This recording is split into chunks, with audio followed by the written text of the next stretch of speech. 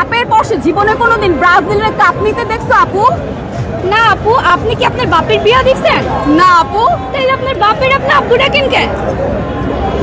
কি রাগ করলা? হ্যাঁ, রাগ করলাম। আসলে আপনারা আজকে দেখতেই পাচ্ছেন যে আজকে হচ্ছে ব্রাজিলের খেলা।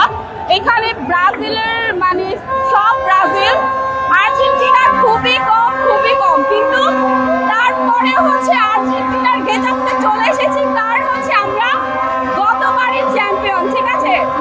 ওরা আর্জেন্টিনা না, ওরা হচ্ছে আজকে আর্জেন্টিনার রূপে হাই দিয়ে চলে আসছে, বুঝতেই তো পারছেন তাই না? আর ওরা প্রথম এর আগের খেলা আপনাদের মনে আছে, হেরে গিয়েছিল সৌদি আরবের কাছে, খেজুর খেয়েছিল, আপনাদের নিশ্চয়ই মনে আছে। আমরা তো ড্র করেছি, আমরা তো প্রথম ম্যাচে হেরে যাই, তাই না? আসলে ব্রাজিলদের এত বড় কথা কেন আমি বুঝি না। একা তো ম্যাচ ড্র করেছে, জিতে নাই, এর মধ্যে এত বড় কথা বলে, এত চাপা ওদের, কি একটা অবস্থা। শোনো, আমরা হারি নাই, আমরা ড্র করেছি, তোমরা কিন্তু হেরে গিয়েছিলা। ওদের 7 আপ বলতে চাচ্ছি না, এখন তো ব্রাজিল অনেক বেশি, আমি একটু ভয় আছি। আচ্ছা, আজকে খেলা জানি কয়টায়? 6:30-এ। আপনারা তো 6টার ইতিহাস সবাই জানেন যে কি হয়েছিল সেদিন। 6টা কারা খেয়েছিল, তাই না? আমরা কিন্তু 7-এর ইতিহাসও জানি।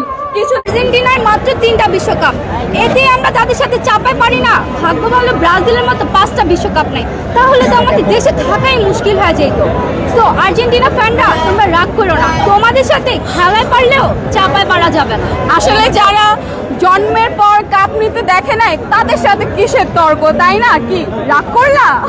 শোনো, আমরা কাপ দেখে সাপোর্ট করি না, আমরা মন থেকে সাপোর্ট করি। আমরা হারলেও ব্রাজিল, জিতলেও ব্রাজিল। ও তাই নাকি? জান্নাত আপু, তোমার বয়সটা কত আপু?